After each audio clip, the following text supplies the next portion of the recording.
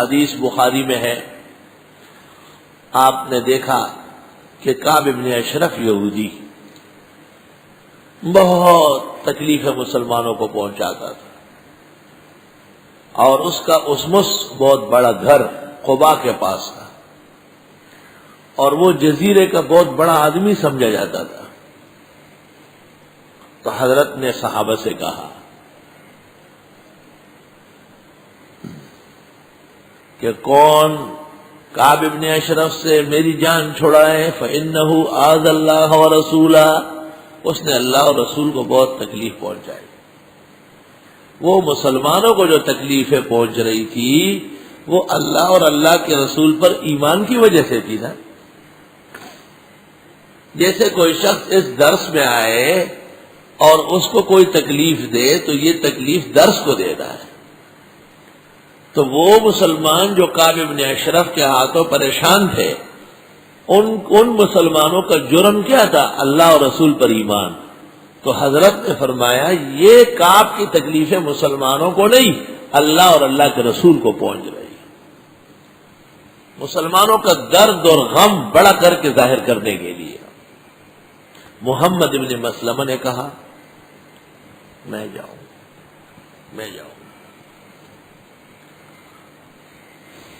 حل تأذن لی ان اقول شیئا، حضرت اجازت ہے کوئی بات بنا سکتا؟ آپ نے فرمایا جو چاہو کہو، ختم کر کے آؤ۔ والفتنة اشد من القتل، وہ فتنہ ہے اور وہ قتل سے زیادہ خطرناک ہے۔ اگر قتل سے فتنے کا علاج ہو سکتا ہے تو یہ ارزان سودا ہے۔ وہ چلا گیا اور اس کو کہا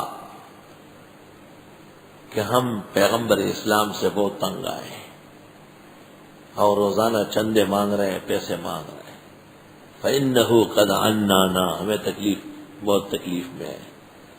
کعب بن اشرف نے کہا اور تکلیف ہوگی، میں نے تمہیں نہیں کہا ساتھ مت دو،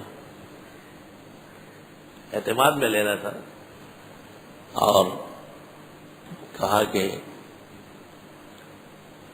ہمیں کچھ اناج چاہیے، بہت تکلیف میں۔ تو اس نے کہا ٹھیک ہے، لیکن اپنی بیوی گھر والی کو میرے ہاں بٹھا لے، گروی اتنا خراب آدمی۔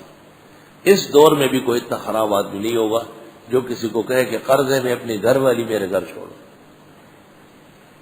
محمد بن مسلمہ نے کہا کہ یہ بات کوئی مشکل نہیں ہے، لیکن آپ خوبصورت بہت زیادہ ہے، پھر وہ میری گھر والی قرضہ دینے کے بعد بھی ساتھ نہیں جائے گی۔ تو اس نے کہا میں بہت خوش آپ انہیں بار روک کر محمد بن مسلمہ کو برگا کھولوں گا نا۔ پھر کہا چلو بچوں کو لے آؤ۔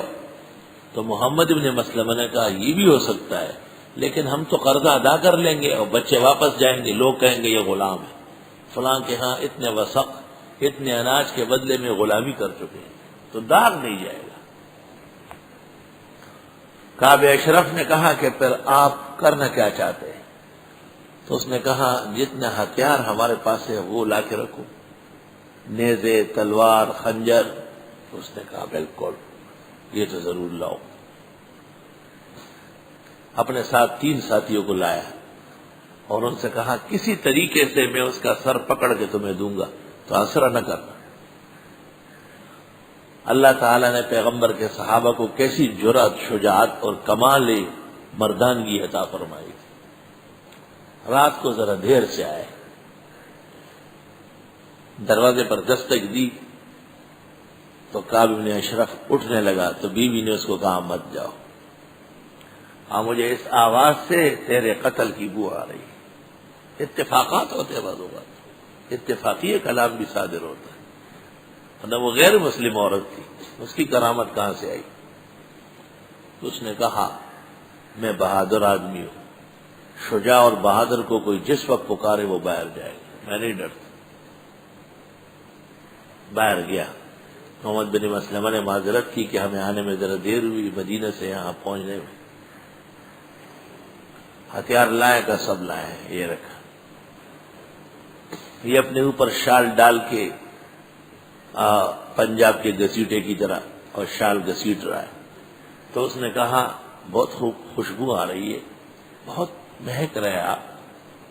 تو کعب بن اشرف نے کہا اندی حسینۃ تحتی حسینۃ العرب والعجم، میرے پاس عرب و عجم کی حسینہ ہے، اور جب آدمی کی بیوی بہت خوبصورت حسین ہو تو آدمی ہر وقت تیار رہتا ہے اس کے لیے، اس لیے خوشبو لگانی پڑی ہے۔ اس نے کہا میں سونگھ سکتا ہوں، کہا تو ایسا پکڑ کے سونگا، اور اس دوران اس کی گدی لے کے ساتھی کو دے دی، اس نے کاٹ دی، پھینک دیا۔ حضرت کی خدمت میں مدینہ منورہ گئے اور اطلاع دی، حضرت صلی اللہ علیہ وسلم دعائیں فرماتے رہے۔ اور اس کے بعد قتل ابی رافع تاجر اہل شام، اس کے فوراً بعد بخاری میں، اور اس کے پاس عبداللہ ابن عتیق رضی اللہ عنہ گئے، اور کس طرح گئے، سیڑھیوں پہ چڑھے، کمروں میں گئے اور اس کو رات کو مارا ہے۔ مطلب یہ کہ یہ کام مسلمانوں کا تھا، اور اہل باطل کو کفر کی سزا اور باطل کی سزا دینی تھی، انہوں نے یہ کام نہیں کیا۔ آج مسلمان قتل ہو رہے ہیں، اور ظالم مغرب پھر کہہ رہا ہے کہ جی مسلمان دہشت گرد ہے، معاذ اللہ۔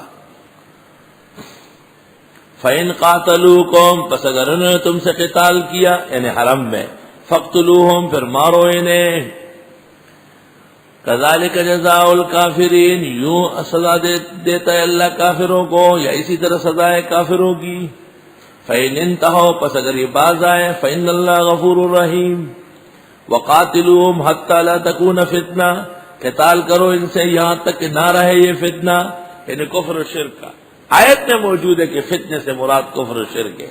وَالْفِتْنَةُ أَشَدُّ مِنَ الْقَتْلِ کا معنی یہ ہے کہ کفر اور شرک کو دفع کرنا اور اس کو مسلم معاشرے سے نکالنا اور مغلوب کرنا، یہ قتل کرنے کے سامنے معمولی بات ہے، یہ زیادہ خطرناک ہے۔ وَيَكُونَ الدِّينُ لِلَّهِ، اور رہ دین خالص اللہ کا۔ فَإِنْ انْتَهُوا، پس اگر یہ باز آئیں، فَلَا عُدْوَانَ، پس کوئی زیادتی نہیں، إِلَّا عَلَى الظَّالِمِينَ، مگر ظالموں کے ساتھ۔ الشہر الحرام بالشہر الحرام، مہینہ حرمت کا مہینہ حرمت کے بدلے میں ہے، والحرمات قصاص، اور حرمتوں کا بدلہ لیا جائے گا۔ یعنی اگر مشرکین نے اشہر حرم میں مسلمانوں پر حملہ کیا تو اشہر حرم کا احترام یہ ہے کہ ان سے بدلہ لے۔ شہر حرام کے بدلے میں ہے، اور تمام قسم کی حرمتوں کا بدلہ لینا ہے۔ یہ زبردست مضمون ہے جہاد کا۔ جتنی بے حرمتی تم نے کی کسی بھی اسلامی مہینے کی، اسلامی تاریخ کی، ہم موقع پا کر تمہیں سزا دیں گے، ہم تمہیں معاف نہیں کریں گے تا وقت کہ تم ایمان نہ لاؤ۔ ایسا زبردست پروگرام۔ فَمَنِ اعْتَدَىٰ عَلَيْكُمْ، پس اگر کسی نے زیادتی کی تم پر اے مسلمانوں، اس مہینے میں حملہ کیا، فَاعْتَدُوا عَلَيْهِ، تم بھی حملہ کرو اس پر، بِمِثْلِ مَا اعْتَدَىٰ عَلَيْكُمْ، جس قدر وہ حملہ کر چکا ہے تم پر۔ اگر اشہر حرم میں تم پر حملہ ہوا تو آپ اشہر حرم کا لحاظ کر کے حملہ مؤخر نہ کریں، جواب میں اسی وقت اس کا دفع کریں۔ الشہر الحرام بالشہر الحرام کا یہ معنی ہے کہ چونکہ تم نے شہر حرام کی بے حرمتی کر کے حملہ کیا ہے، اس لیے اس کا بدلہ لے کر کے اس کی حرمت بحال کریں گے۔ تم اس قابل نہیں ہو کہ تمہیں مزید مہلت دی جائے۔